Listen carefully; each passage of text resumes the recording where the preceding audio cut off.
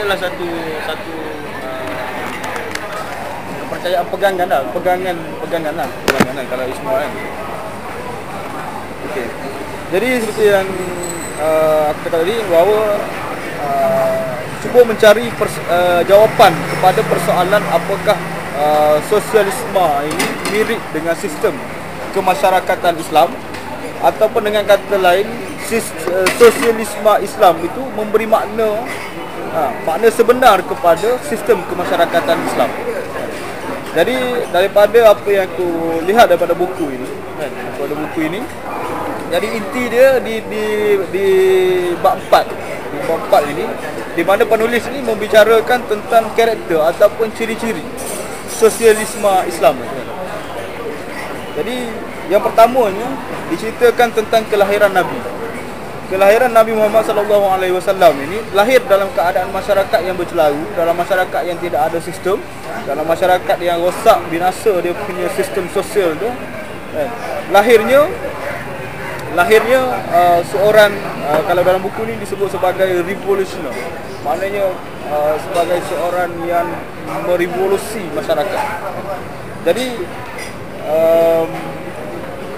selepas kelahiran dia tu, kelahiran Nabi tu, dan Nabi pada usia 25 tahun yang kedua tu 25 tahun, Nabi berkahwin dengan seorang janda lah kan. Seorang janda yang disebut dalam ni seorang janda lah kan. Yang berusia 40 tahun. Jadi apakah signifikan kepada perkahwinan Nabi untuk melangsungkan revolusi? Jadi maknanya penulis ini, bagi aku sendiri melihat bahawa perkahwinan Nabi ini merupakan satu signifikan ataupun boleh memberi satu manifestasi kepada arah dan juga tapak dalam melangsungkan revolusi itu. Jadi kalau kita faham Siti Khadijah ni seorang yang kaya, seorang yang berharta kan. Jadi bila mana dia berkahwin dengan seorang yang berharta ini, makna dia fikiran dia, arah tuju dia tu tidak lagi berfikir tentang keperluan kan.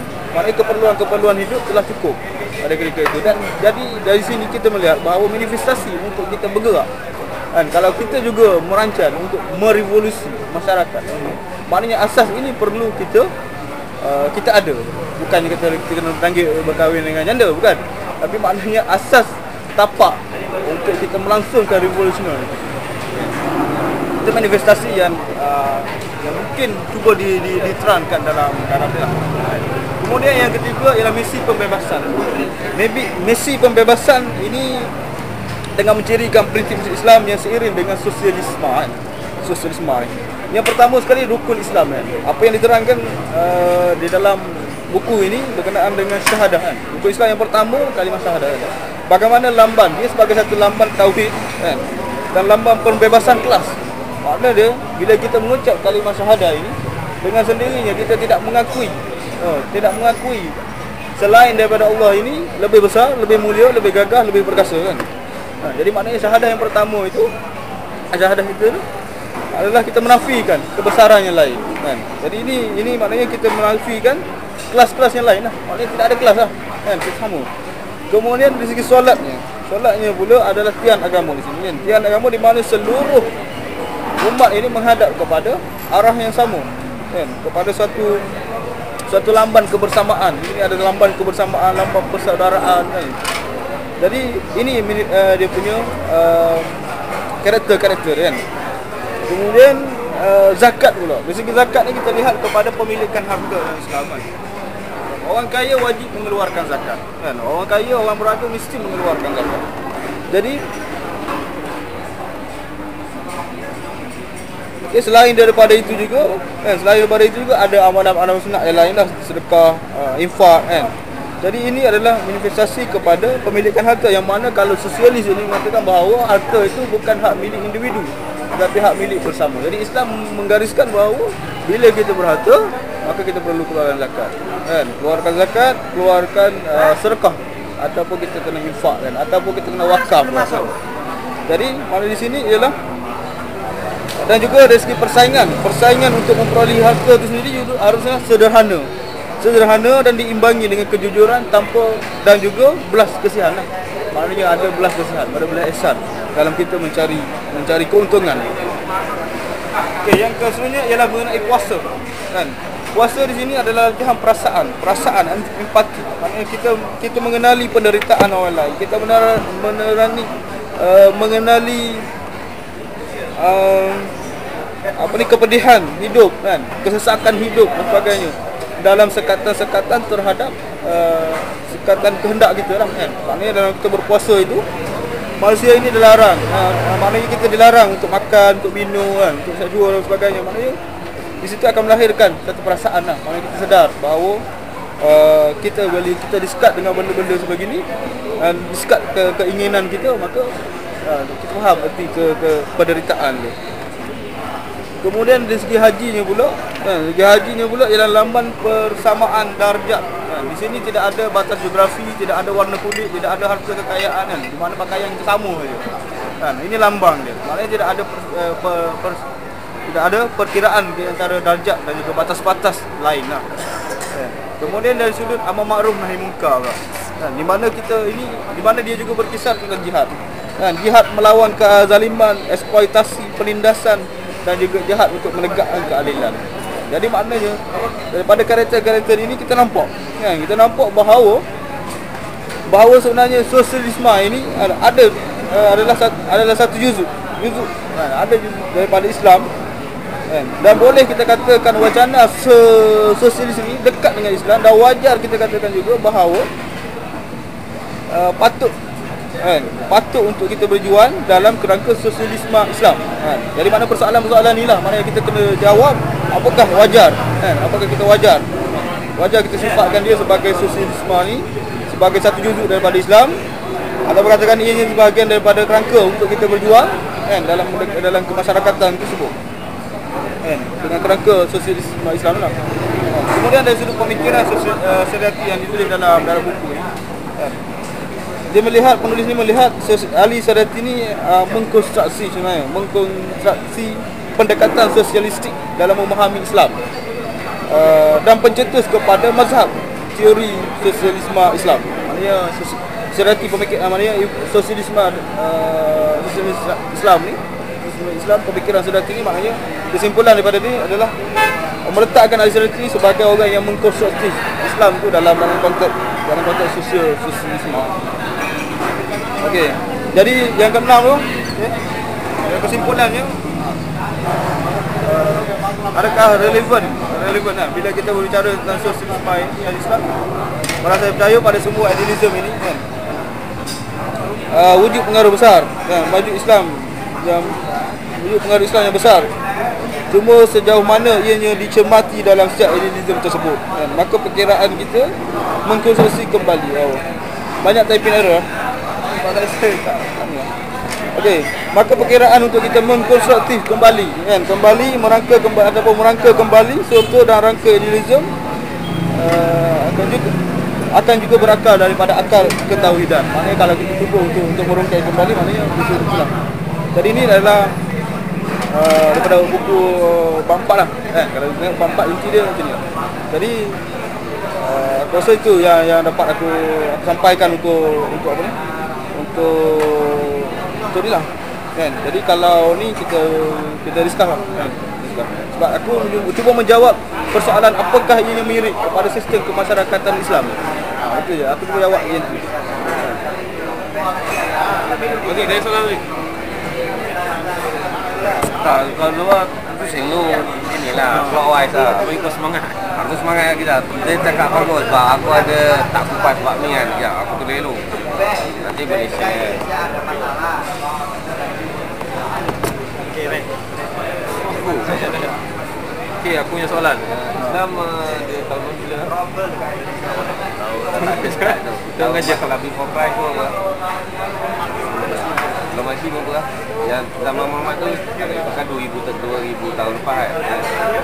Dia 2000 tahun lepas je. 1400 tahun.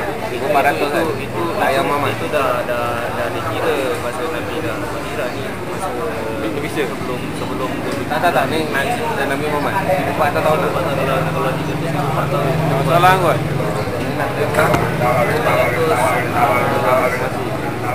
Adakah zakat saja itu menyelesaikan masalah kemiskinan? Sebelum zakat saja. Kalau kita cakap pasal sosialisme Islam, adakah zakat sahaja boleh menyelesaikan masalah kemiskinan? Bagi aku zakat tu satu elemen lah. Satu elemen. Yang paling penting sekali ialah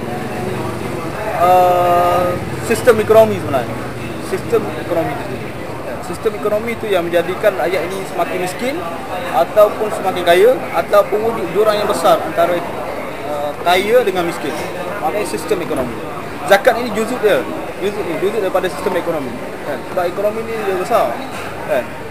Lagi meluas. Tapi maknanya zakat tu sebahagian. Maknanya kalau orang tu kaya, kita akan ambil harta kekayaan itu untuk kita agihkan kepada orang miskin. Kan? Tapi maknanya sistem kita nak mengumpul kekayaan tu, bagaimana sistem pengumpulan kekayaan itu juga mempengaruhi faktor kemiskinan dan juga kekayaan.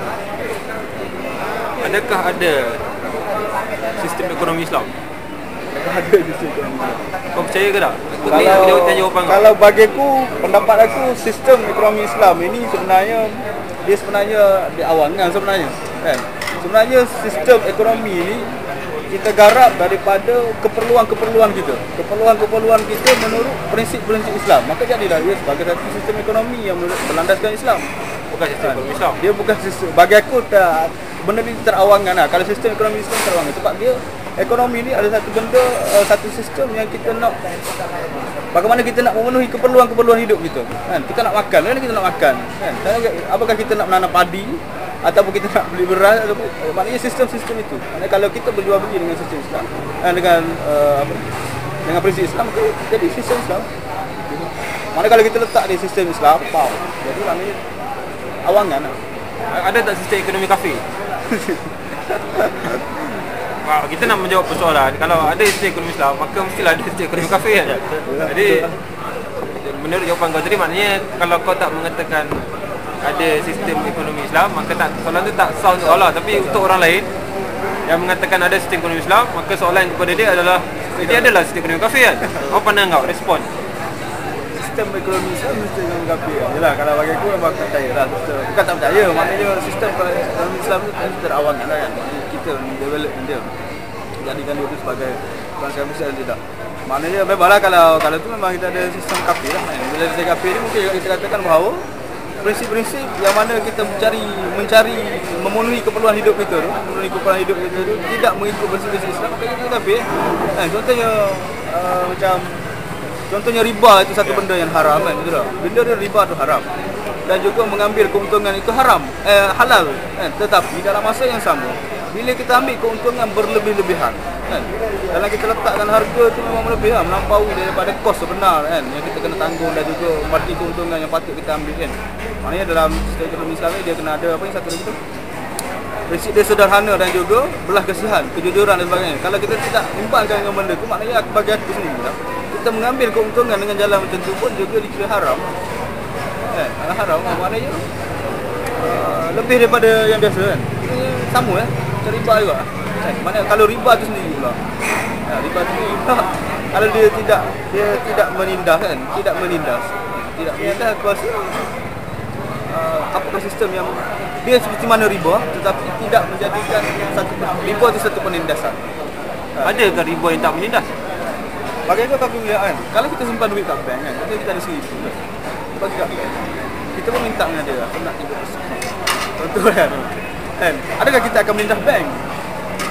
Adakah kita menindas bank? Itu masalah dia. Okey, persoalan balik pada syariati. Jadi, tapi nampaknya syariati tak pernah cakap pasal ekonomi. Maksud dia syariati ni dia tak pernah cakap pasal ekonomi pun. Dia lebih dekat dengan sosiologi. Setuju ke? Itu macam mana? Aku sebenarnya tak mendalami pemikiran syariati, dia tak mendalami. Kan? Tapi kalau misalnya kata dia bercakap tentang sosialisme, dengan sendirinya aku rasa sebab dia satu struktur dia dalam tu ada politik, ada ekonomi dan ada juga Sains tu 3, kalau sosiologi ada 3. Jadi semua tu kalau Seryati ni bercakap tentang sosialisme dan memang dia mengamalkan prinsip-prinsip sosialisme ni, aku rasa sama maknanya semua sekali terangkum dalam ekonomi, sosial, politik memang terangkum. Tapi dia tak cakap pasal sistem Islam. Pasal satu pasal apa? Yalah, dia tak pernah sebut pun. Dan orang tak pernah anggap pun Seryati sebagai ekonomis Islam pun. Itulah. Kemudian dia tak pernah cakap pasal zakat. Dia tak pernah cakap pasal riba. Dia cakap benda lain. Cakap pasal Dia tak cakap kalau istilah dia kita ada cakap pasal makro dengan mikro kan. Jadi pada bab mikro Seryati tak cakap lah pasal zakat, pasal jual beli, transaksi, ni halal ke, ni haram ke. Dia tak pernah cakap. Dia cakap benda-benda yang mendasar pada makro kan. Pada bab penindasan. Macam mana? Ada respon tak? maknanya dari sudut sosial je lah, maknanya sosiologi lah, tidak menjurus kepada teori-teori ekonomi lah maksudnya. Maksudnya dia tentang benda zakat, dia cakap benda mikro lah. Dia cakap dia memang cakap tentang ekonomi tapi benda yang makro lah. Maksudnya benda yang tentang budaya, tentang kalau cerita pasal ekonomi mesti ada nombor. Betul, ada angka kan. Seryati kita tak pernah tengok dalam tulisan Seryati ada angka. Dia tak pernah sebut pasal nombor. Bagi aku maknanya dia mengukuhkan prinsip lah. Prinsip yang perlu kita amalkan dalam kehidupan kita, sama ada benda tu berkisar tentang ekonomi atau berkisar tentang hubungan manusia. Ini dia mencakupi lah maknanya. Begitu juga dengan prinsip-prinsip Islam kan. Maknanya dalam Al-Quran tu tidak ada angka, tidak ada nombor. Tapi maknanya dia mencakupi seluruh kehidupan. Bagi aku betul lah. Soalan lain aku ya. Tak, bagi tu good argument, tak tepat juga good argument pasal mikro dengan mikro. Kenapa ahli Seryati tidak mempersoalan tentang ekonomi lah cerita ni, maknanya zakat dan apa. Dekat sini kita ada, tak tahu aku tak berapa ingat lah sebab pelajaran tu dulu kan. Jadi kalau kita ambil istilah muamalat ni jual beli. Dalam kenyataan kita nak ambil sistem ekonomi, kita menggunakan dalam istilah Islam tu muamalat. Jadi muamalat ni ada antara barang dengan yang dia beli dengan tu, dan akhir atas urusan jual beli ataupun urusan ekonomi tu dilafazkan dengan lafaz hijab dan kabul. Jadi lafaz hijab dan kabul ni adalah persetujuan dua pihak. So contoh kalau saya beli lighter RM1, Azizi datang, dia kata, Azizi aku nak lighter kau, aku jual RM10. Dengan persetujuan Azizi tu, barang ni tak jadi riba kalau diikutkan dalam muamalat. Tapi memang dari segi riba tu ambil untung yang berlebihan. Tapi dia ada sebab itu ahli, soalan kau bagus, betul lah aku bagus ni sebab ahli Seryati ni pula dia benda-benda yang macam itu dia tak menyentuh. Sebab itu dia lebih menyentuh pada sistem prinsipal Marx kot, sebab lagi keras. Sistem Marx ni lagi keras. Jadi sistem yang dia berstruktur ada, sebab sistem Islam ni Islam ni adalah satu agama kesederhanaan. Maksud dia ada wasatiyah atas barang tu. Jadi apa undang-undang dalam hijab yang menentukan hijab, maknanya menentukan hukum dalam Islam tu, dia ada finally lafaz hijab dan kabul. So kalau aku jual kat kau ni RM10, walaupun benda ni 80 sen aku beli, kau setuju, urus niaga tu halal. Betul kan? Jadi itulah rasa bagus juga soalan kau, sebab boleh buat modal lah nanti kalau kita orang tanya kan. Jadi kenapa ahli Seryati, sebab sekarang tengah kaji ahli Seryati tak menyentuh pasal mikroekonomi. Sebab contoh zakat kalau bayar zakat fitrah, kalau kita ambil fardu sulusan dalam faraid, ni tax in terms of the ekonomi Islam lah. Ambil faraid, dia ada fardu sulusan, maknanya yang mewarisi akan keuntungan tu. Jadi fardu sulusan ni 1/6 daripada keuntungan sepatutnya. Tapi kita bayar tax 2.5 daripada keuntungan. 1/6 kalau kita tengok peratusan ni mungkin boleh pergi sampai 17%. Betul? 17% lah. Kalau kita untung 100, mana kena bayar RM17. Macam Seryati sosiologi tentang ekonomi. Tak, ni ekonomi Islam lah. Jadi ekonomi Islam ni dia terlalu kompleks. tak kompleks, dia terlalu banyak win-win situation. kan? Sebab Islam yang Muhammad bawa ni mudah bagi dia. Dia kata agama adil, mudah, ikutlah sebab itu. Tapi Ali Syarati pula bila menyebut perkataan Islam, dia menyerang kepada perkataan agar setiap individu, setiap manusia itu adalah tauhid. Maknanya mesti menyatakan sifat ketuhanan dia di kemanusiaan dia. Jadi barulah contoh, kalau aku menyatakan aku bertauhid kepada kalimah syuhada tu, aku beli ni 80 sen, aku jual kat sini RM1. Tapi kalau aku tidak bertauhid, aku mungkin nak make money, aku boleh jual RM10 dan benda tu boleh abuse. Dan tak salah pun kalau ikut hukum. Jadi Ali Syarati mengenakan makro tu memang penting. Maknanya dia lebih menentangkan kepada penindasan. Sebab itu dia kata kepentingan agama tauhid kan. Maknanya tauhid tu maknanya hidup bertuhan tu menyatakan Tuhan dimanifestasi di dunia alam fizikal. Dia tak suka pula satu tauhid yang melangit. Macam teologi kiri tu bagus, dia melangit, tidak berbuat apa-apa. Dan satu lagi yang menerima agama sebagai satu zuhud yang keterlaluan. Jadi dia kata setiap orang adalah pejuang. Maksudnya pejuang tu menentang kezaliman, penindasan dan tu. Itu jadi maksud Ali Syarati lah. Dia ni kupasan daripada band ni. Kat sini ada nak sikit berbincang. Okey, best sebab bab 4 nak go detail lah. Bab 4 apa yang diterangkan. Okey, kalau kita tengok pengertian sosialisme dan Islam tu kedatangan, sebab kita cerita bab 4 ni kedatangan Rasulullah. Jadi kita tengok the theory of complexity lah. Maknanya kejadian. Kita kena ambil ontologi. Ontologi ni penting sebab dia adalah sains macam mana benda tu perbentukan. Jadi sosialisme tu kita tahu dia adalah satu sains kemasyarakatan. Dalam erti kata lain dia adalah satu penstrukturan ataupun penyusunan cara hidup bermasyarakat. Jadi kedatangan Islam tu adalah sebagai satu contoh yang bagus.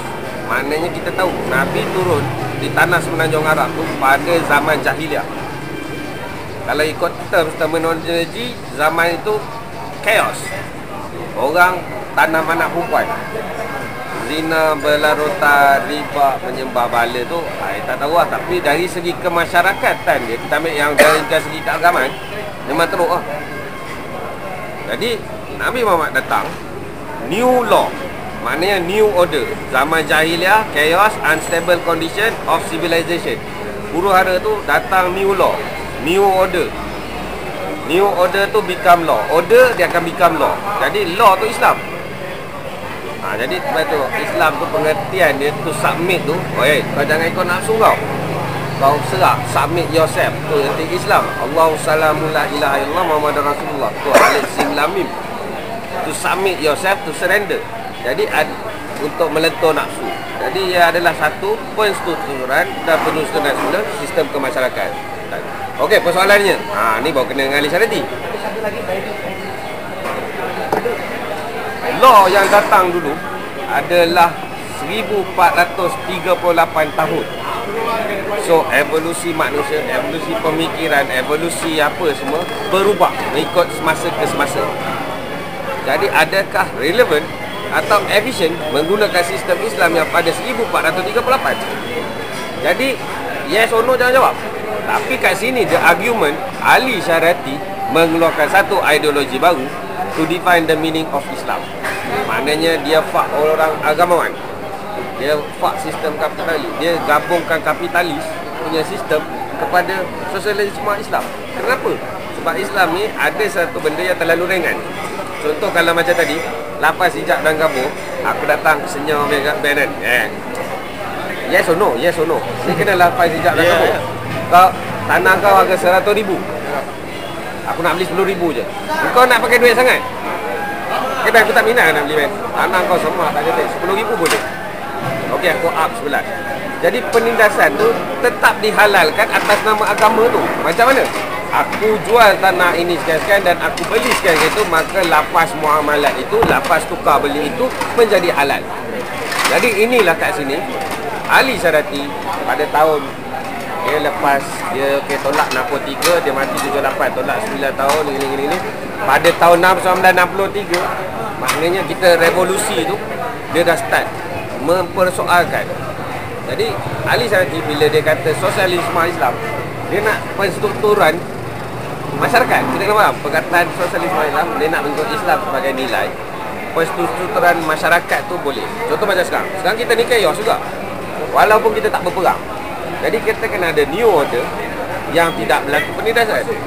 Tapi kalau macam kau cakap, oh kau beli besar untuk banyak, dia cakap I pay tax, I a good citizen, I pay tax 10 million per year. Ben Sali, you tak pay tax, tapi dia untung 10 bilion, dia bayar tu. Jadi berapa banyak julat tu. Sebab itu ahli syariati ni, dalam pengamatan aku yang membaca buku ni lah, ni kan nak minta balik lah, tak habis baca, Steam lagi dia tak hilang lagi. Betul kan? Jadi 10 million equal to, compare to 10 billion punya untung, adakah bererti? Tapi menggunakan agama, sebab agama pun hanya minta 2.5%. Dan kenapa kau untung 10 bilion, kau pakai 10 juta je? Lagi 1.9 bilion tu kau bagi kat humanity, ke kemasyarakatan, adakah tak boleh? Nilai 10 juta tu bagi satu individu adalah terlalu besar. Nah, jadi kat sini kita nampak ada, bila sosialisme ni ada penentangan ideologi dia, maksudnya penentangan kepada sistem kapitalis tu bermaksud apa tau? Sistem penindasan kepada sistem syarikat, sistem penaklukan tunggal, sistem individualisme. Jadi kat situ ahli syariati start to rebel, aku rasa, dan memasukkan ciri Islam yang sebenar. Maknanya Islam yang sebenar ni dalam arti kata tauhid, maksudnya kau bukan Islam selagi kau bukan beriman. Ramai orang Islam, ramai orang pergi semayang, ramai orang buat 5 waktu tu, tapi iman ni adalah sesuatu benda yang datang daripada batin. Betul? Jadi kalau nak ikut haji pun boleh upah. Dekat Arab Saudi semayang pun upah. Betul? Puasa pun upah. Why? Because dia terlalu banyak duit. Jadi ahli syariati ni, mengikut kerasaan aku, dia ni cuba nak mendapatkan satu sistem revolusi baru dalam perstrukturan sistem kemasyarakatan Islam. Jadi apa pandangan kau? Jadi kat sini aku nak tanya. Ada satu je kan? Kau ada, dia tulis, kau ada. Anak Islam tu. Boleh bang. Oh, Jadi aku nak tanya korang. Tapi boleh tak order makan tu? Boleh. Boleh ah. Apa salah dia? minum kat sini. Soalan dia. Oh, dia makan sana. Jadi soalan ni kena faham lah. Dia rintitan dengan buku ni. Kan? Jadi soalan dia mungkin tak, aku tak kisahlah, aku ingat member siapa-siapa boleh jawab. Soalan dia, macam mana pendapat kau sendiri melihat ahli syariati cuba nak mensusun sistem kemasyarakatan, sistem perstrukturan atau penyusunan semula kemasyarakatan dengan membawa masuk nilai Islam. Tapi sistem tu kita kena faham, sistem tu adalah teori formulasi, adalah satu sains kemasyarakatan. Jadi dia memakai sistem yang bukan daripada luar pada Islam. Tapi tak kisah. Contoh macam baju ni aku pakai, belum tentu orang Islam yang buat. Nescafe bukan orang Islam buat. Jadi kat sini nak tanya pendapat kau, setuju tak setuju zaman sekarang ni adalah zaman pertembungan dua budaya, dua aliran yang mesti disatukan untuk menjamin satu survival. Kena faham konsep, bila kau ada konsep kemasyarakatan, kalau belajar sains kemasyarakatan, dia pementingkan survival. Adakah 10 tahun lagi manusia ni boleh terus hidup? Kalau penindasan tu tidak bersifat membawa kepada satu yang benda boleh pergi, takkan boleh pergi.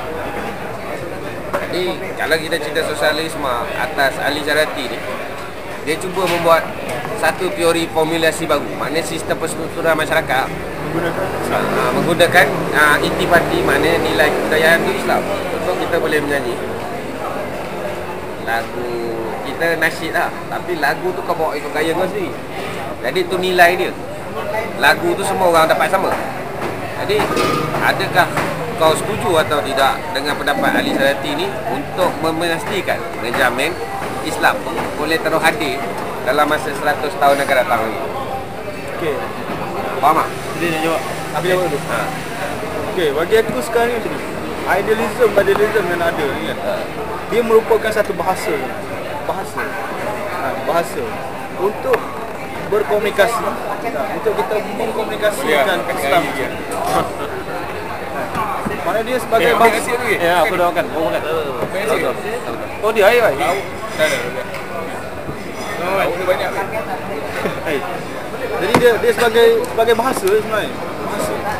Maknanya orang lain bercakap dalam bahasa Inggeris kan, bahasa Melayu kan. Sama Itu sebenarnya bahasa je kan. Jadi makna dia kalau kita katakan pluralism itu bahasa kan. Liberalism itu bahasa, sosialism itu bahasa kan. Tetapi apa yang ada di dalam itu adalah merupakan elemen komunikasi kan. elemen komunikasi. Elemen komunikasi kan. Jadi kalau kita katakan kita cakap pluralism tapi dalam elemen Islam kan. Islam ni orang mana? Okey, kejap. Okay, kalau aku tafsirkan ni senang kau cakap, kau memberi tahu philosophy of literature ni dalam dia adalah satu daripada elemen untuk elemen sub elemen atau faktor dalam komunikasi lah. Itu sebagai bahasa je, kita nak ambil boleh.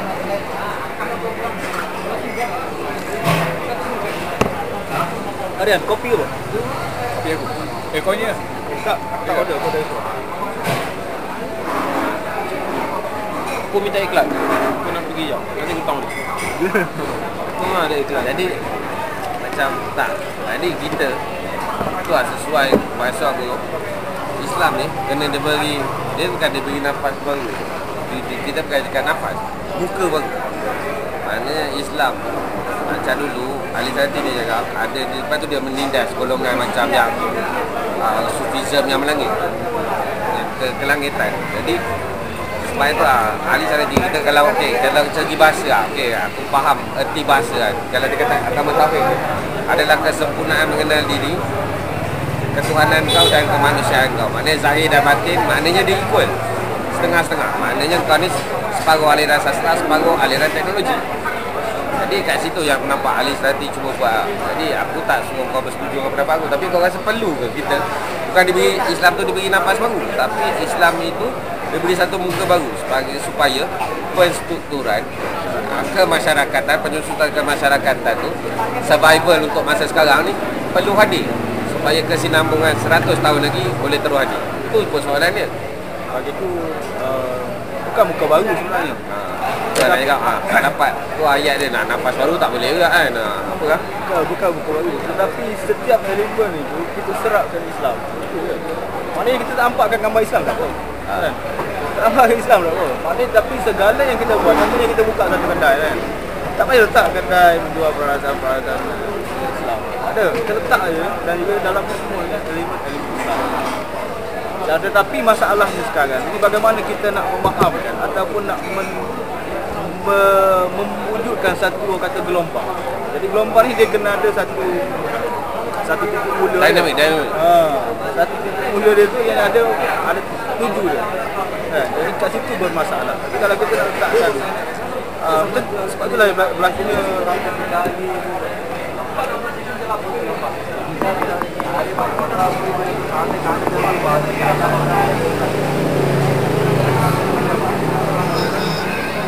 Jangan tu. Ya. Tak ya, aku uruskan. Jadi apa yang kita plan macam semalam buat macam biasa, cakap dengan Cik Tak. Tapi yang boleh mandi Cik Tak dengan yang Zul tu. Orang relax teman aku. Macam bila boleh betul ni tengok. Aku pergi tengok sekali lagi. Apa aku uruskan. Cakap dengan baca aku uruskan. Ni siapa tu? Nenek apa tu? Wahidah. Nenek. Pergi saja kita tengok ni lalu kat dia tu kan. Dia Wahidah. Belum. Faham lah. Punya soalan nak cakap kan bahawa yang kau kata bagi muka baru. Bukan baru tak dapat ayat. Yang kau faham lah. Yang kata bagi muka baru ni sebabkan yang Aku tengok setiap zaman dia akan ada permasalahan baru yang akan timbul lah. So macam mana Islam nak menjawab permasalahan baru? Sebagai contoh permasalahan baru zaman Uthman, zaman Abu Bakar, Al-Quran. Macam mana kita nak selesaikan orang baca Quran ikut bahasa kau sendiri? Dan kita ada permasalahan timbul tentang harta. Masa zaman Khalifah Umar tu betul tak? Betul. Aku macam gitu lah. Aku cakap jadi kita perlu sekarang lah pressure. tu sebab tadi kalau kata Islam tu kalau kata kenapa relevan tak relevan kita guna Islam yang dah 1400 tahun tu kita gunakan kita untuk hari ni. Aku cakap relevan sebab Islam tu dia satu benda yang simple, yang senang dia menerangkan semua benda tau. Sebab contoh macam tadi kau cakap pasal ekonomi tadi kan. Yang apa untung yang 1/6 kan. 1/6 pada sulusan sampai ke 17%. Islam dah fikir lama dah benda tu. Tak mustahil satu hari nanti dunia ni semua orang akan kaya sampai kau kena bayar sampai 17% tu kan. Tak mustahil. So jadi tugas orang agama hari ni kau kena adopt lah masalah tu. Adopt. Dia tak ada masalah adopt. Macam aku bukan relevan lah. Efficient. Aku tulis efficient. Ada relevan dan efficient. Jadi macam tak efficient tau. Jadi bagi aku, sebab itu Ali Sarati ni pada tahun 1963 dia cerita argument dia ada mengambil sikit pahaman Maksim lah. Sebab agama ni candu. Sebab apa tau, dia orang ni menggunakan agama kan. Ada term bila kaya kan, dia ambil, okey kau kena bayar 2.5. Patutnya barang tu kena bayar 17%. Sebab meniaga atas, dia ada meniaga atas badang, atas ternakan, atas apa barang yang dia beli bukan perkhidmatan, atas produk. Dia ada padu sulusan dia dalam Faraid tu. Faraid ni memanglah cerita dalam dalam mewarisi harta, tapi juga dalam Faraid juga ada terkandung dalam muamalat tu sendiri. Kau baca Muta'ah Badril lah, dia menceritakan detail. Kalau macam kibas 60 ekor, kau kena kasih 1 ekor. 40 ekor kambing, kalau 100 ekor unta, kau kena bayar 8 ekor unta.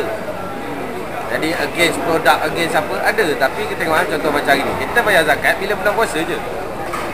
Contohlah zakat fitrah. Tapi orang yang kaya-kaya, zakat perniagaan zakat tu dia embedded ke dalam perkataan yang tak serupa macam Islam ni. Jadi sebab itu sebenarnya apa yang tujuan aku cakap, Ali tadi ni sebab aku dah ada ambil pahaman mak sikit. Sebab mak ni keras, dia rebel.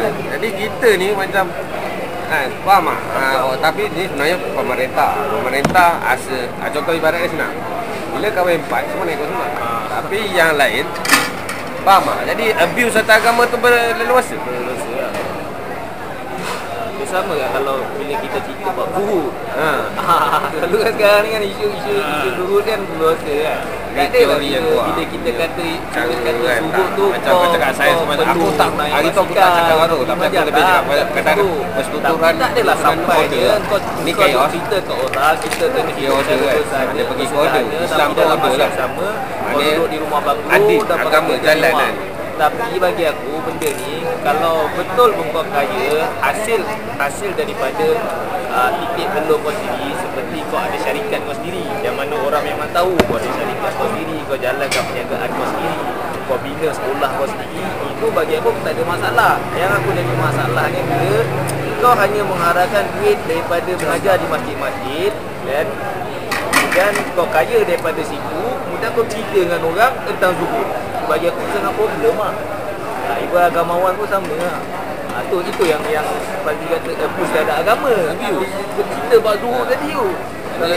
Macam aku tak fuck agama, tapi aku fuck abuse atas agama. Jadi sebenarnya agama tu kalau tafsiran tu, sebab itu aku cakap apa yang aku nak buat tajuk hermeneutics. Hermeneutics ni adalah seni interpretasi. Maknanya macam mana dulu Socrates ajar dekat Plato, dekat apa semua, nak baca Holy Scripture lama-lama. Lepas tu bila zaman Musa kan ada apa nasihat baru, Old Testament dengan ni yang lama dengan baru kan. Macam mana kau nak baca kontradik tu. Jadi ada hermeneutik punya prinsipal. Jadi sekarang ni macam dalil, macam apa ayat dalil, ayat-ayat Rasulullah ke kalau Ta'ala apa firman, kau abuse kan. Jadi bila Keanu Ibrahim dia keluar, aku lihat kau wala kana murah, katalah benar kalau kau baik, kau betul kata benar. Tapi bila kau pergi kat press, kau cakap adakah Tan Sri Dato' Sri Najib terlibat dengan kes tu, ya kau stop. Orang tahu anda kasi cakap dan benda ni tak boleh memalukan negara, memalukan ni. Jadi ada part kau pakai agama, ada part kau pakai agama. Kau sentiasa pakai Islam tapi ikut sedap kau. Kan, time berseronok-seronok kau pakai yang ni, time nak orang nak attack kau pakai gini. Kau keluarlah khutbah Jumaat. Khutbah Jumaat kalau kat Johor, dia satu negeri sama tau. Jadi kita kena hormat pewaris Nabi. Pewaris Nabi yang ada sekarang ada dua. Satu golongan umara, satu golongan ulama. Umara dengan umara. Umara ni adalah golongan pemimpin, pemerintah. Jadi kita kena hormat pemerintah yang sedia ada. Kalau aku bangun aku buat dulu ada majlis surah dan dapat daripada, kau ingat aku bodoh ke apa? Sekarang pemimpin sekarang kita undi.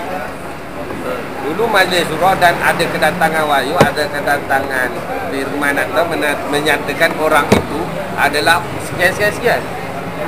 Nabi dia tak vote tau, dia bukan parliament members. Jadi kena tengok tak? Kalau kacau kau semua, kalau kita kutuk Najib, kita berdosa. Jadi barang abuse agama ni kunci. Jadi sosialisme Islam ni penting, tapi tak ada orang boleh memperjuangkan. Tak tahu lah sebab dia ni mati awal lah tahun 1978, umur 43. Tapi sebenarnya kalau Wujud dah lama. Tapi dia sentiasa berubah. Percaya tak percaya? Dia ikut masalah macam dia cakap. Dia due to the case. dia macam di Libya. Libya juga sosialisme Islam. Libya kan, Muammar Gaddafi belum punya prinsip sosialisme Islam. Kalau di tapi yang jelasnya Muammar Gaddafi lah. Okey. Kenapa Ali Gaddafi dia sosialisme Islam. Tapi kat sebab tu kat sini buku ni kena ada yang bawah ni pemikiran Ali Salati. Ali Salati ni gabungan tau. Macam yang apa berlaku kat Libya, kat Gaddafi ni, dia ada panggil sebab tu tadi kau pun ada sentuh pasal mazhab. Jadi mazhab ni mencerminkan keadaan dan tempat itu tau. Contoh kalau Syafi'i macam gini. Jadi dia mengikut mazhab. Tapi Ali Salati ni dia ikut troubleshooting. Dia macam komputer. Ada red alarm. Sistem ni sesuai apa? Okey, ni kena pakai das kapital dulu kan. Yang ni kena pakai dia nak pergi pegang. Ni Miyamoto Musashi. Yang ni kena pakai Che Guevara. Yang ni kena pakai Franz Fanon. Yang ni kena pakai Hegel. Jadi Ali Salati ni bagi aku adalah satu gedung ilmu. Jadi dia banyak, tapi dia boleh mentafsir dalam bentuk kata-kata dia sendiri. Jadi bila orang jadi semua nak jadi macam Mansur Al-Halal, dia cakap nanti satu hari jangan sampai Iran dibanjiri dengan hospital gila. Dalam buku dia ada cerita. Dia cakap dia kutuk Mansur Al-Halal. Sepatutnya Mansur Al-Halal punya teknik tu betul, tapi sepatutnya kau tak boleh terlalu kelangitan. Maknanya sufism yang betul dia akan balik kepada bumi. Itulah dia panggil insan al-kamil. Al-insan wasirul ni akulah bacanya. Aku dah lama tak beridang ni, aku mentalism, kepala otak aku ingat benda lain. Jadi dia itu yang aku cuba bangkitkan. Tapi kau pegang luar sebab kau punya telekan tu tak, bila ada dua, itulah ilmu. Sebab hari tu aku tak kupas buat ni kan. So it's a good thing lah. Kalau kau nak kupas lagi pun bagus. Kupas lain buku lain pula minggu depan. Dia tak kisah. Ni tinggal tunggu Azizi dengan ni Ada lah. Kerti lah. Cuma aku nak tanya sebab ada orang dia tak setuju tau bila mana kau menggunakan term sosialisme Islam ni tau. Atas alasan bahawa sosialisme ni dia idea, Islam tu dia teologi. Mana mungkin kau boleh menggabungkan idea dengan teologi dalam satu. Ramai orang tak setuju benda ni. Sebenarnya boleh. Jadi masuk teologi pun kalau kau cakap pun salah. Tadi semalam aku dah buka barang ni. Aku cakap dengan Ben teologi, semalam Ben buka teologi. Tapi aku cakap teologi kiri. Cakap Ben, kau cerita tu betul, tapi salah dalam perumpamaan. Literature tu penting. Jadi pertama-tama keluar perkataan theo daripada Greek, bererti ketuhanan. Jadi dia pecah dua. Satu theosofi, satu teologi. Theosophy is the wisdom of the God. Jadi orang yang dapat falsafah ni dapat wisdom of God. Theology is the application of the God's attributes. Maknanya kau menyatakan sifat ketuhanan. Contoh kalau orang Kristian, dia tu ada anjing, ada babi tu boleh dia ambil, dia balut. Jadi dia menyatakan sifat Rahman dan Rahim Tuhan. Tu teologi masuk teologi. Kau menyatakan. Theosophy is a wisdom of God.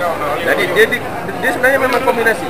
Dan aku cakap dengan Ben, kalau kau betul nak bawa teologi gini, aku boleh bawa kau pergi dekat Wisma Ahmada, dekat UM.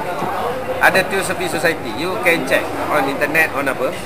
Theosophy is the nombor satu tau atas dunia yang menggerakkan charity. Dan aku cakap dengan Ben, Theosophy pula dia adalah gabungan daripada 13 agama lah. termasuk Islam, ada radikal Islam ni masuk. Jadi dia punya kata kunci ya, there is no highest religion than truth. Atau tadi aku keluar ayat kulli haqqan ala kanamura. Jadi teologi dia bawa 4 barang tau. Sifat kemanusiaan kita 4 barang sebenarnya. Sifat ketuhanan kita 20 barang ataupun 99 barang. Maknanya asmaul husna itu teologi. Teologi ada 4. Sidik, bila berkata benar, bila menyampaikan tabligh, menyampailah dengan fatona ni bijaksana. Lepas tu amanah atas barang dia perlu. Itulah sifat manusia. Manusia tak ada ramal, tak ada rahim, tak ada apa. Tapi manusia boleh menyatakan sifat itu kerana itulah God attribute ataupun dipanggil sifat.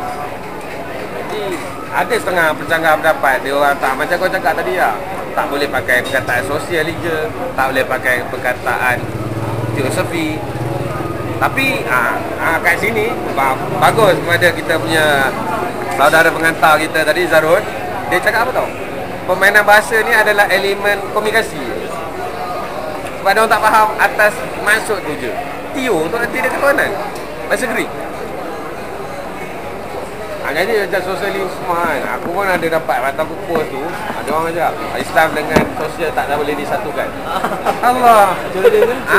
Dia PM aku sosialisme dengan Islam tidak dapat disatukan. Ada PM. Ada orang PM kau. Ada orang PM aku cakap kau ni tak apa. Aku cakap tak apa. Saya minta maaf lah. Ni baru kajian, belum exam. Sebab itu cara penulisan aku akan post sampai aku tulis sini kajian. Maknanya aku cakap interpretasi kefahaman aku. Dia bukan exam. Bukan satu benda yang absolute. Tapi itulah element of apa tadi? Komunikasi. Jadi kalau kita tukar macam teologi kiri kan. Teologi lah, kita ambil teologi. Sebenarnya kita panggil dia sains ketuhanan. Kalau kita sebut sains ketuhanan Islam, salah ke tak salah? Mesti dia cakap tak salah pula kan. Tapi kalau kita tulis teologi Islam, salah. Apa ni? Ni Greeknya ancient gods. Jadi bahasa ni memang jahat. Betul, kalau kita tulis teologi Islam, dia ni kafe zindik, kafe yang ada kitab. Dia kata dia akan tafsir kita gitu. Tapi kalau kita tulis sains ketuhanan Islam, bagus, alhamdulillah, al-fatihah, amin, like, share. Aku rasa macam gitu. Tapi kalau kita tulis teologi Islam, mati kau. Tapi sebab dalam kajian, macam contoh macam yang aku hantar kawan-kawan, kajian pasal barang ni, aku kadang-kadang tak ada penggunaan bahasa. Jadi aku terpaksa guna ahamkara. Yang itu, ahamkara tu perkataan Hindu. Sebab itu budak yang kawan bayar ni dia faham kan. Ada perkataan upadi, ada. Yalah, that is the maksud. Itulah sifat Tuhan yang maha besar tu, maha majmuknya kan. Jadi penggunaan bahasa tu terlalu banyak kan. Kau tak boleh guna bahasa kadang-kadang. Macam mana kita nak jaga kan? Aku bukannya macam mana aku nak cakap ahamkara dalam bahasa Melayu. Kara tu maksudnya macam mana? Ahamkara tu satu polariti yang menyebabkan satu membuat kau fikir make believe, satu lagi I maker. Aku menjadikan yang tu, ya aku percaya kau menjadikan. Dia adalah faktor kerasaan. Contohnya, contoh bila kau dah mandi kan, kau akan rasa apa? Dah mandi. Dan ada satu lagi diri kau dalam tu, percaya aku dah mandi. Tak apa kau jawab biasa kan? Lega dah jawab biasa. Yang mula-mula cakap tu aku dah jawab biasa. Yang satu lagi make believe, aku dah jawab biasa. Dia memang ada faktor tu dalam kajian mentalism, kajian agama pun ada. Tapi bahasa, penggunaan bahasa tu aku gabung-gabung kan. Baik tahu sekali saya sebab dia suka gabung kan. Nak guna satu bahasa yang axiom tak kerti je. Betul lagi bahasa Melayu. Jumpa. Melayu tak ada satu ni. Macam mana ni? Teologi Islam kau hantar memang kau kena faham. Tapi kau tulis sains ketuhanan Islam. Teologi Islam maksudnya ketuhanan Islam. Like, share, alhamdulillah, al-fatihah, bagus. Tapi tulis teologi Islam. Jadi macam band-band kan cerita agama Hindu pun dalam pembentangan di semalam teologi kiri. Dia menceritakan kena kembali pada tauhid pada Allah. Itulah Islam. Mentauhidkan diri kan. Jadi sebenarnya betul dia. Kat mana kafir dia? Aku pelik juga kan. Jadi hantar perkataan tu kan, klasifikasi perkataan tu penting lah. Inilah salah anggap kot. Yang depends tu. Aku nampak problem ni apa tau. Orang kita, dia tak boleh share sugar. Bila share sugar dengan orang lain, macam kata-kata tiba kau cakap Che Guevara masuk sugar, mana boleh? Mana dia tak boleh share. Oh tak ni. Kerikut. Kalau share sugar. Boleh seorang. Kamu sugar tu besar. Tahu besar. Takkanlah tak boleh masuk kapal sing ke. Orang yang baik kan. Orang yang baik. Kapal sing aku tak tahu baik tak. Aku tak tahu, aku siapa yang baik, baik lah. Kita sebab itu, kalau siapa minat ilmu kan, kalau tafsiran dari segi Bible, dia cakap the fruit or the knowledge of good and evil. Jadi kalau kau kata minat ilmu, kau mesti ada satu pendirian yang ihdinas siratal mustaqim. Maknanya kau duduk tengah-tengah. Kau tak boleh menghukum. Jadi baik dan jahat tu adalah satu ilmu, beda. Jadi adakah kapal si masuk syurga? Kalau kau tanya aku macam ini, aku punya jawapan, tempat yang baik, orang yang baik-baik akan masuk syurga. Dan kalau kapal si berperangai baik, dia masuk syurga. Wa ima aku seorang Islam yang bertauhid, tapi kalau dalam penghujung perjalanan aku mensyirikkan, menduakan Tuhan, tempat aku neraka. Jadi aku kena jujur. Tu lah sidik tu berkata benar tu penting tu kan. Orang tak nak kata benar. Apa salah ke Katy Perry masuk syurga? Kalau dia buat baik kan. Cuba angkat. Boleh ambil. Okey lah. Jadi aku rasa tak salah. Dan Tuhan pun tak kejap ni. Takkan atas dasar kau dalam Islam menjual beli agama kami. Jadi pembentangan hari ni okey macam mana? Tutup lah dulu. Macam mana? Tengah ada nak tanya? Tanya dia. Sama Apa yang nak tanya dah terkeluar. Jadi dengan menutup ke rasa tu lah. Bila ada mengenai Islam ni sebenarnya kita boleh apa ni? Bukan di peringkat pada kematian dan sebagainya kan. Tapi dia satu agama yang memang sentiasa mendahului dan boleh merupakan satu kaedah penyelesaian, tetapi terpulang kepada siapa yang mempergunakan. Kalau yang mempergunakan dengan falsafah kapitalis, maka dia akan jadilah Islam kapitalis sebenarnya. Begitulah maknanya. Jadi mana terpulang pada umat Islam itu sendiri. Itulah rasanya. Simpulan dia macam itulah.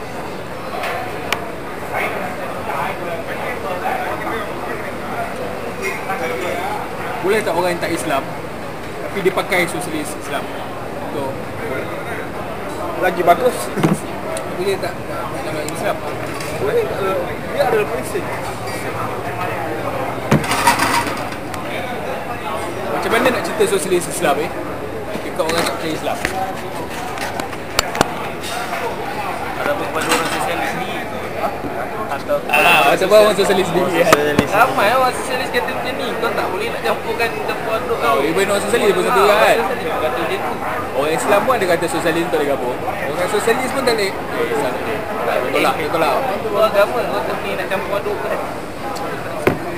Bagaimana kita nak jawab? Itu tapi sebab itu paling best kan.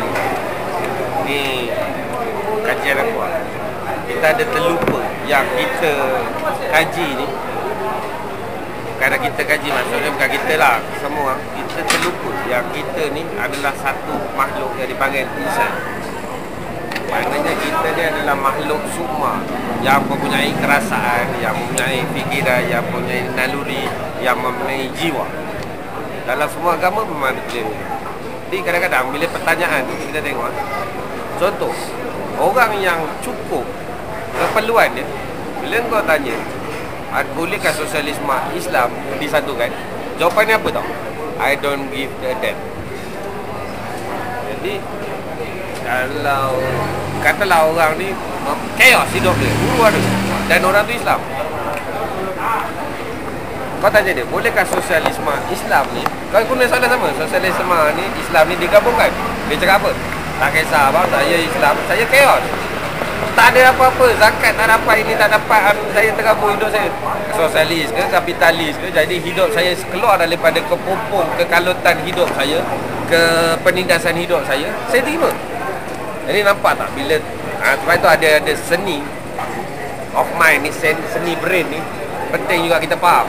Baru kita tanya soalan kat orang tu, kalau nak tanya lah sebab soalan dia macam mana nak selesaikan orang. Tapi kalau you tanya, percaya kawan yang dia punya family macam dalam TV, hidup senang, maknanya pagi memang ada breakfast, malam mak dia telefon dia, ada WhatsApp family, ada family gathering, ada Jumaat, ada fine dining. Kau tanya dia, adakah sosialisme Islam dan ni? Dia jawab, tak tahu lah, okey kot, tak kisah, kita pulang. Itu jawapan dia. Tapi kalau orang dah chaos, jadi ni pendapat aku mengenai etis. Orang yang etis ni senang je, mesti orang yang konflik of argument. Sebab dalam brain, dalam left side ni, kat sini dia ada element of doubt and confusion.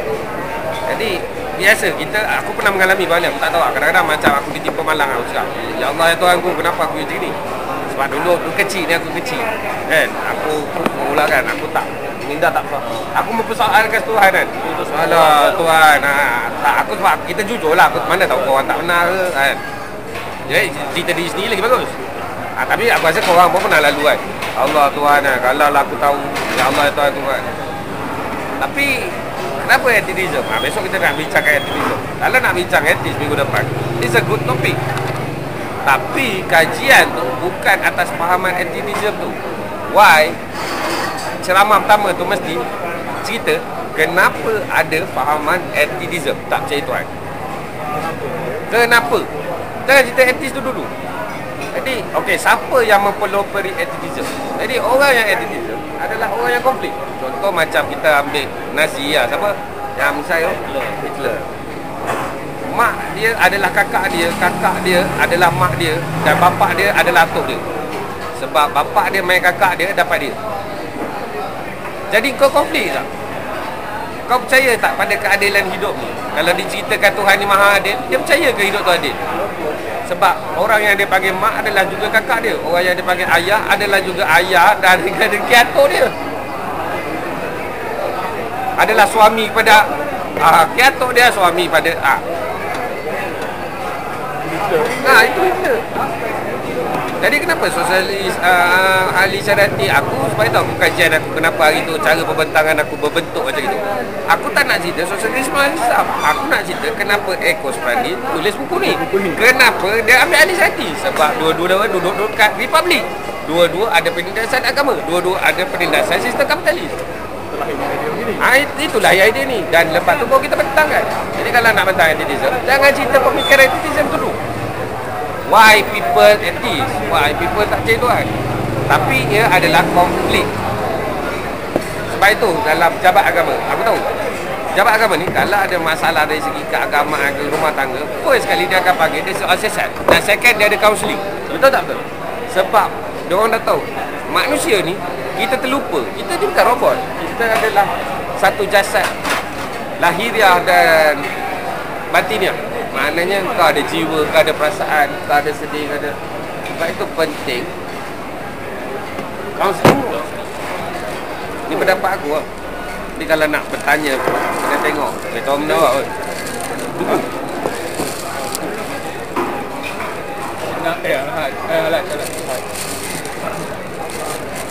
mana ni? Ni aku dah ada lah. Ni pasal apa? Alas ada. Bila mesin non tulis Bism. Kamu Tak, aku cuma membentangkan. Dia cepat sangat habis aku. Tak aku habis kau lah. kan. Jadi itu kalau kita, sebab itu kita pakai kuliah. Kuliah ni ada satu tempat kajian. Jadi kalau kita nak buat kajian ni, aku cadangkan kita buat kajian dasar.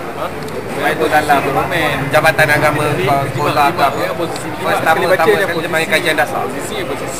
Dia buat kajian dasar tu, lepas tu dia buat survey.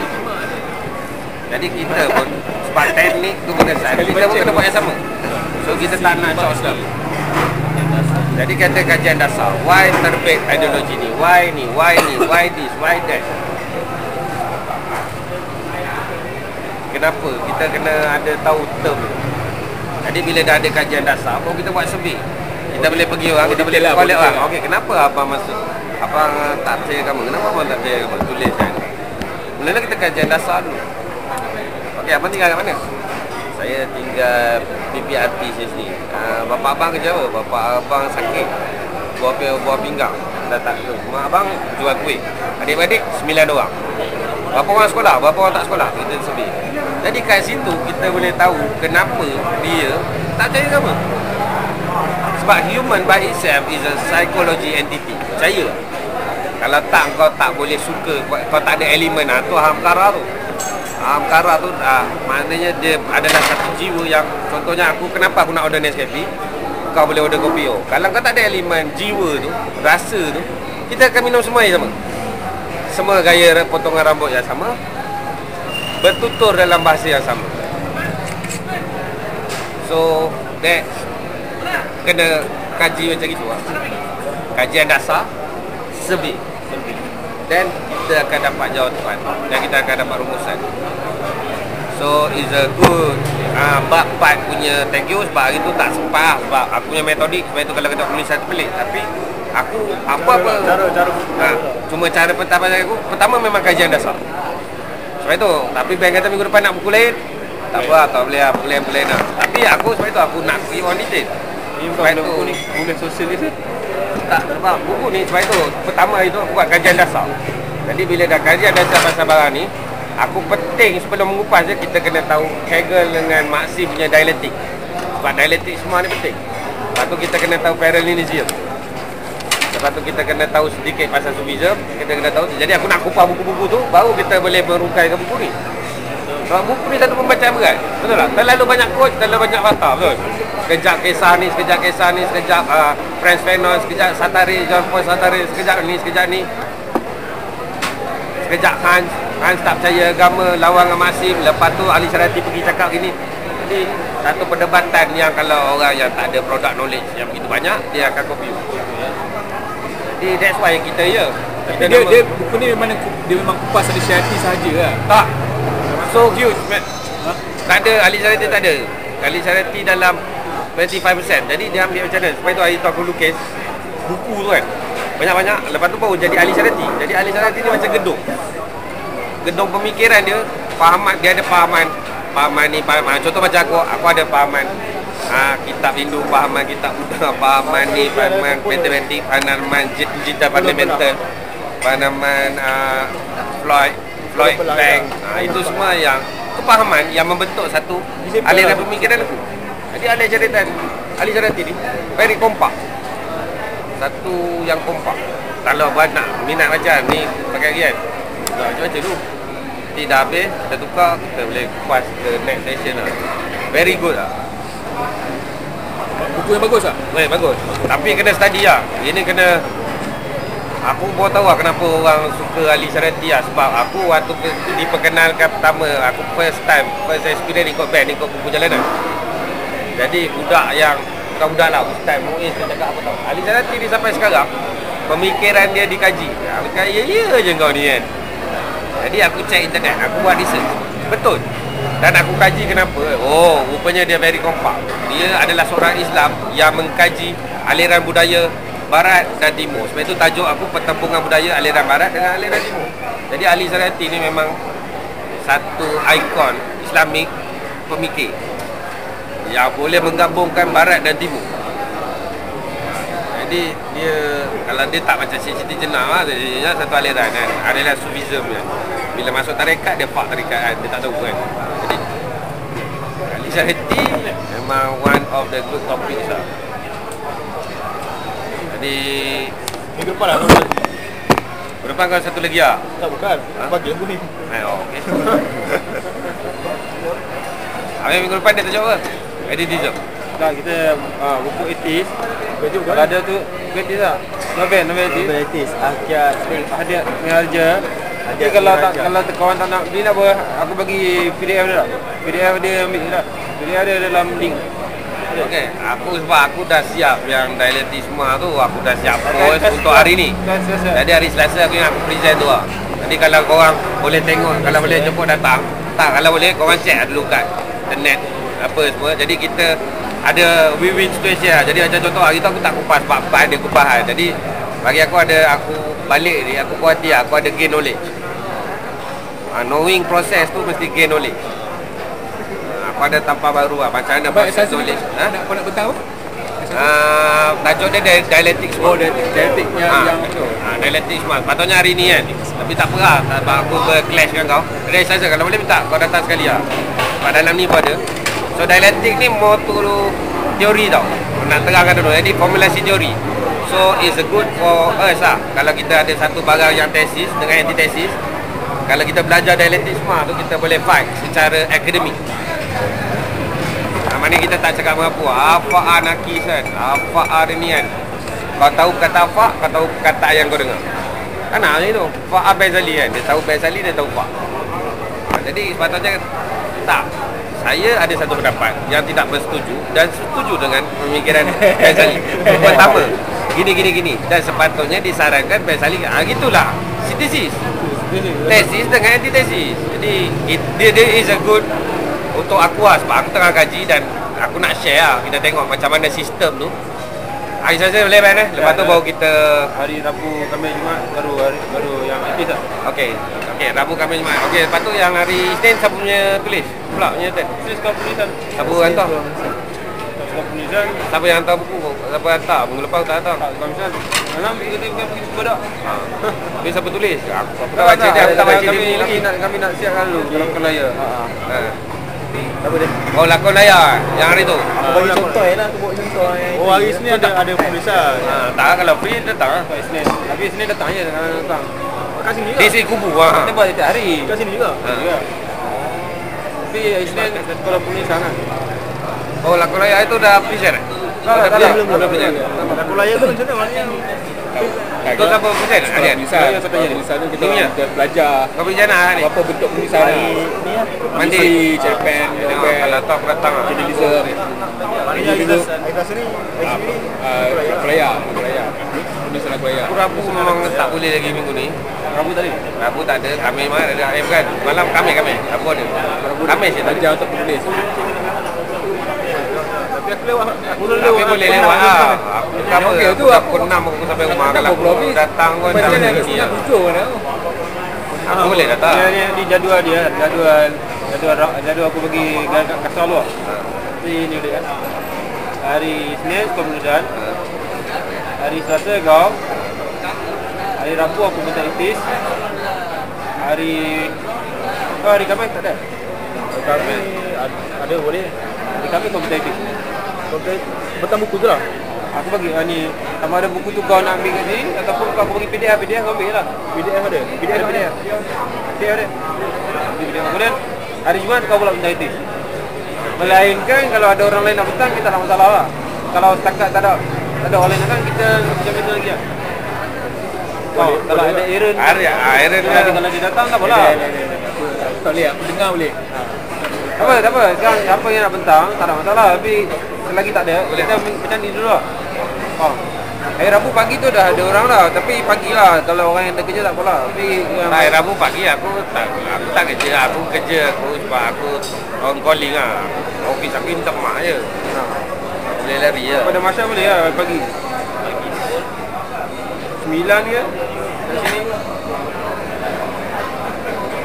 Oh, air apa Abu? Rabu pagi ada orang kawan aku bentang. Dia pasal apa? Kubro yakinah.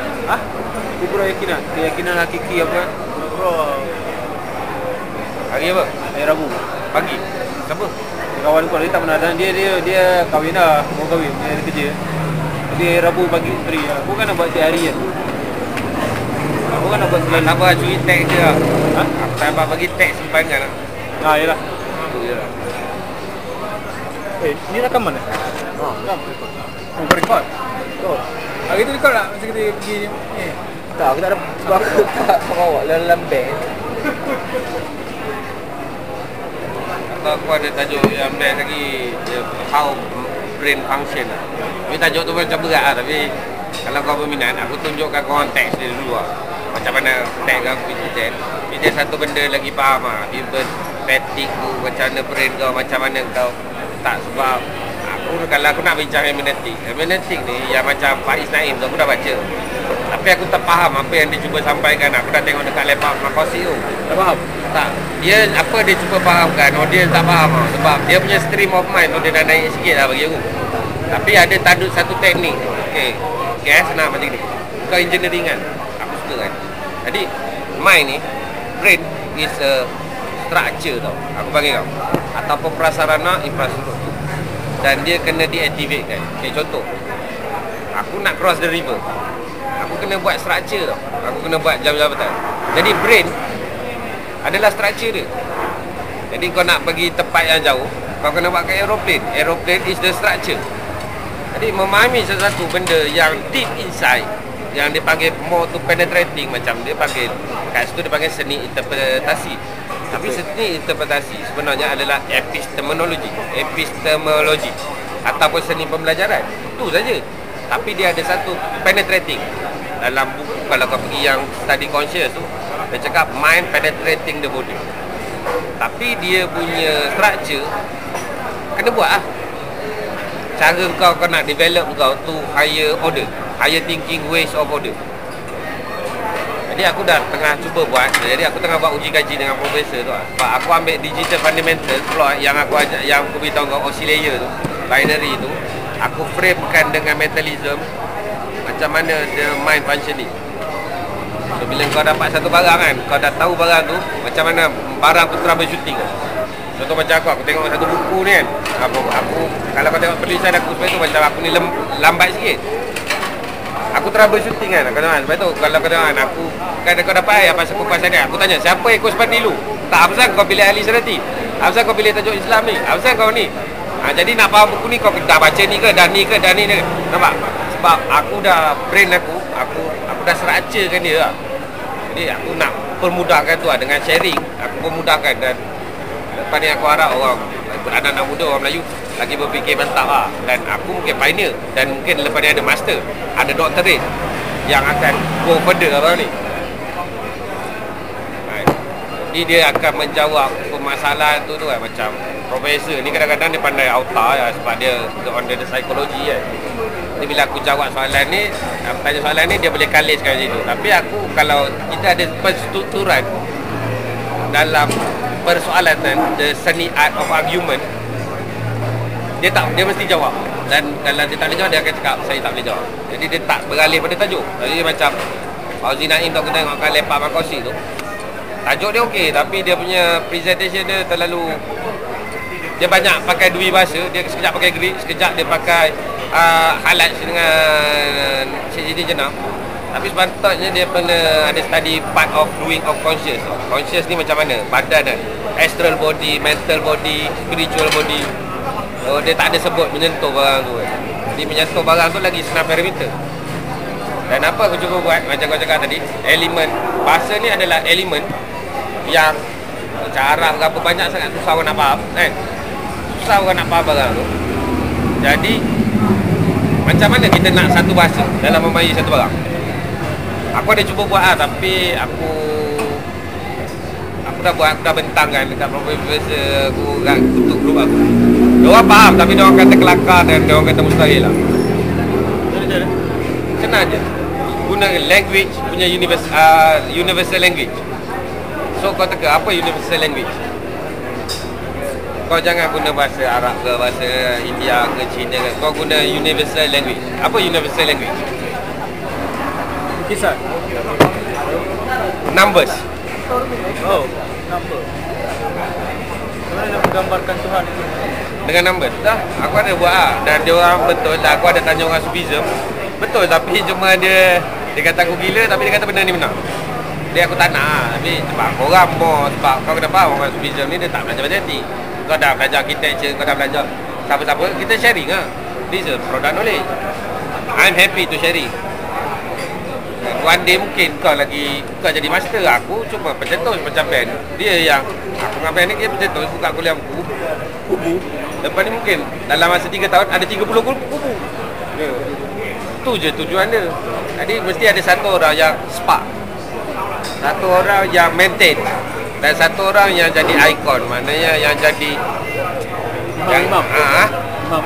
bukan imam lah. Ikut ni macam dia yang macam macam Ronaldo, dia bukan imam. Dia Yatera lah, dia shining star. Ronaldo is the shining star, tapi captain kasilat. Mourinho lagi power, tapi ada Perez pula, ada CEO, ada board. So setiap orang ada masing-masing punya tu. Ni dia dah ada, boleh suruh dia ni lah. Buat ni, lukiskan sikit logo lah. So nanti aku buat iklan kan untuk tajuk-tajuk kuliah buku. Jadi kita post. Nak promote juga orang awam pun senang ni.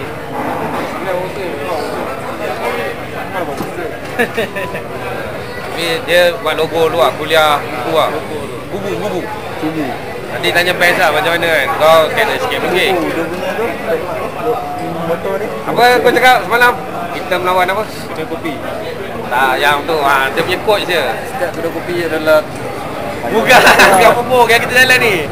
Itulah aku cakap tak tulis lah. Aku tak suka bercakap time jalan. Sebab itu aku dalam bercakap kalau aku jalan aku mesti kaya pun. Jadi aku jangan aku relax lah.